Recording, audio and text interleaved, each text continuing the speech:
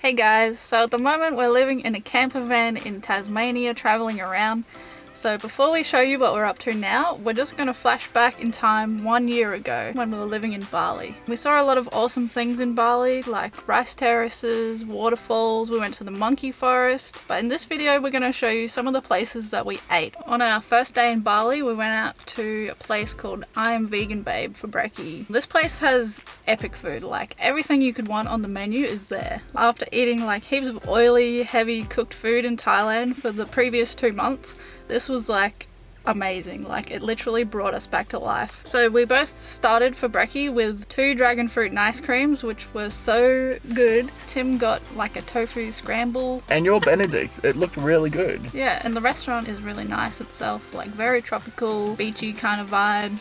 Keep in mind if you do come here that the prices that you see online or on Happy Cow are for the meal itself, so you have to add 10% tax on top of the meal plus a 6% service charge.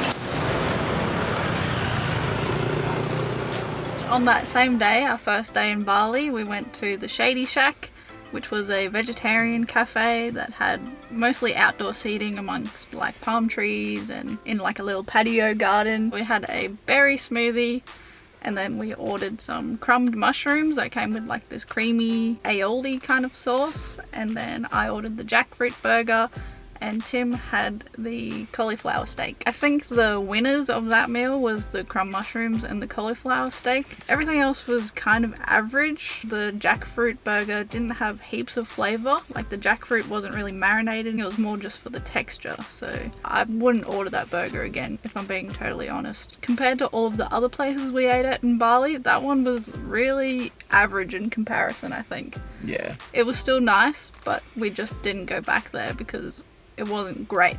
Yeah, it wasn't as good as I Am Vegan Babe, and it was about the same price. And because the restaurants were so close together and so close to where we were staying, we automatically just went straight back to I Am Vegan Babe because everything that we ate on that menu was amazing. One of the best things about Bali, and Canggu in particular, is how easy it is to order delivery. I don't think Uber Eats works in Bali. They have a different system. It's called Grab. That's what you use for taxis and food delivery services, and it works essentially the same as Uber. I love that with the food delivery, that everything comes plastic free as well. We ordered a pizza and a pasta from La Baraka, and we ordered a loaded fries from Plant Cartel, which is like the fast food, vegan food restaurant in Canggu. We did also end up going back to Plant Cartel as well, because it was so good we wanted to eat it there fresh, and we ended up getting burgers, loaded fries, I think we got some wings maybe. Yeah, we did. If you're craving something junky, go there. The places that we're showing you today, these are only just a speck in the amount of vegan options that are in Bali in total. So especially Canggu and Ubud, which is where we stayed most of the time.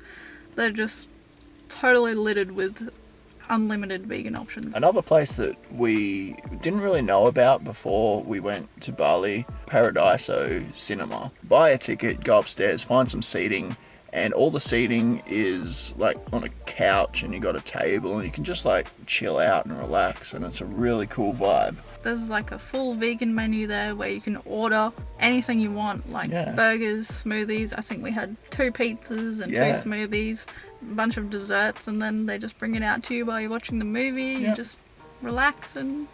Yeah. The last food place we want to talk about is Give Cafe. This was probably maybe even our favourite place that we ate at, because it's Indonesian style food as well, so it's definitely a must try. Yeah, it's a Warang, which is the traditional kind of eatery in Indonesia. They make each individual thing and then just put it out on a platter, and you just kind of pick and choose what you want. I think Tim's cost about between $6 and $7, and mine was about $3 or thereabouts, and it was really good. Like everything on the plate was super tasty. I think I had a mushroom rendang curry, which I haven't had for a long time because it's never normally vegan, but that was really good. They give you some like free prawn crackers. It's the first time I've ever had those things where they've actually been vegan. They also gave us a complimentary soup. It was a melon soup, and that was really tasty as well. So that was really nice. The staff there was super friendly. I really loved the message that they had. All the staff had on the back of their shirts that if you have more than you need,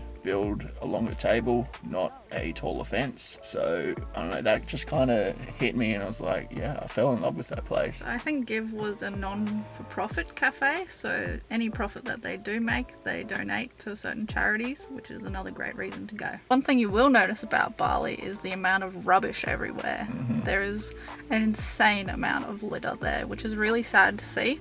And I feel like a lot of people don't show that in their travel videos when they go to Bali, but I think it's very important to show people what it actually looks like, because on one side you see the most beautiful rice field you've ever seen, but then you look to the side and there's a gutter like with a mountain of rubbish. So much rubbish. Like this footage here that I'm showing you, this was just on our walk back from Give Cafe. Yeah, and they're right next to each other. Like on one spectrum it's just insanely beautiful like waterfalls, but then on the other end there's like plastic all over the beach and all in these gutters, and it's just way out of control. Yeah. So if you're going to Bali, be mindful of what you're consuming. Try not to use plastic.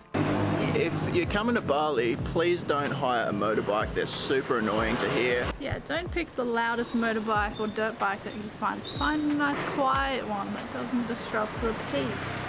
Because it's really annoying, especially at night time. I think it might just be the bogans from Australia. Typical bogan mindset, they just come and find the biggest, loudest, most obnoxious sounding bike that they can and then just rev it everywhere. That's it for this video. Thank you so much for watching, and leave us a comment. Where would you eat in Bali out of the places that we showed you? Next week we will actually be kicking off our van build series. Yeah, so if you want to know what it's like to live in a van in Australia, stay tuned for that. Make sure you hit the subscribe button so you don't miss out. We'll see you next time, guys.